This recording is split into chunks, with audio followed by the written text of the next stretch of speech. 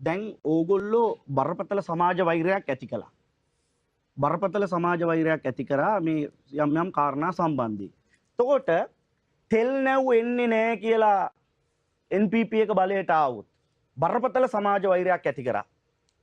Light current එක බිඳ වැටෙනවා කියලා බරපතල සමාජ වෛරයක් ඇති කරා. තව මං හිතන්නේ භික්ෂූන් වහන්සේ නමකට කියවුණා තෙල් නැව පරක්කු කරන්න වගේ කතාවකුත්.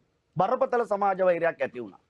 පෝය කරන්න වෙන්නේ නැහැ පන්සල් වහනවා කියලා බරපතල සමාජ වෛරයක් ඇති කළා සමාජයේ. දළදා පෙරහැර මේ අන්තිම පෙරහැර කියලා බරපතල සමාජ වෛරයක් ඇති කළා. IMF යන්නේ නැහැ. මේ රට කඩා වැටෙනවා. ණය ලැබෙන්නේ නැහැ කියලා සංචාරකයෝ එන්නේ නැහැ කියලා බරපතල සමාජ වෛරයක් ඇති කළා. ඇත්ත.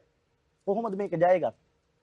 ඔබතුමාලා තක්සේරුකුත් තරම් තිබුණා ඔය විජේරාම මාවත. විජේරාම කියන්නේ අර විජේරාම විශ්වවිද්‍යාලයේ තියෙන මාවත කියලා මේ දුර හිටින අය හිතන්න පුළුවන්. ඒක නෙවෙයි. කොළඹ 7 විජේරාමි. වර්ගාඩි 30000ක් ගෙදරක් තියෙනවා. දැන් ඔබතුමා මේ අමාත්‍යවරයෙක් ලෙසනේ මේ ඇවිල්ලා ඉන්නේ. මේ පළවෙනි ප්‍රශ්න කිරීමට අහුවෙන්නේ ඒකයි.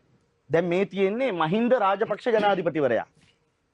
විශේෂ අධිකාර පත්‍රයකින් පත් කරන උගත් පාඩම් සහ ප්‍රතිසන්ධාන පිළිබඳ වූ පරීක්ෂණ කොමිෂන් සභා වාර්තාව 2011.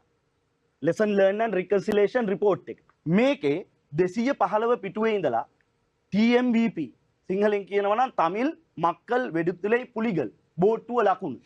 ඒ කියන්නේ දැන් අත්අඩංගුවේ ඔය රඳවුම් නියෝග මත ඉන්න පිල්ලයන්ගේ පාටි එක. ඔහු මේ තියෙන මහින්ද රාජපක්ෂ ජනාධිපතිතුමාගේ අත්සනින් දැන් මේක කිට්ටු කරලා ගත්තොත් මේ තියෙන්නේ ජනාධිපති මහින්ද රාජපක්ෂ මැතිතුමාගේ අත්සන් මෙන්න පත් කරපු වාර්තා.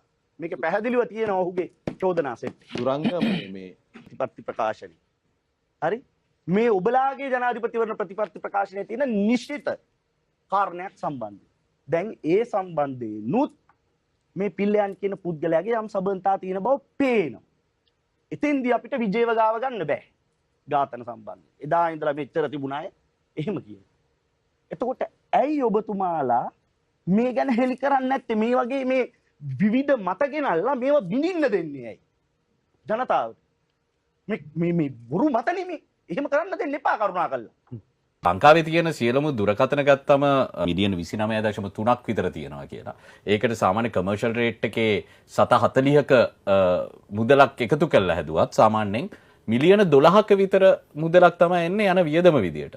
ලක්ෂ 980ක් කියන ඉලක්කම කොහෙන්ද මෙතුමිය අරන් තියෙන්නේ? ඔබ ඒ 980 කියන ඉලක්කමත් එක්ක 100%ක් ඉන්නවද? නෑ, මෙතන තියෙන ප්‍රශ්නයම තමයි මාලිමාණ්ඩුවට අපි විවෘතව කතා කරද්දී තියෙනවා ලොකු චෝදනාවක් බොරු කියනවා කියලා. මේ වගේ ප්‍රකාශ සමාජ මාධ්‍ය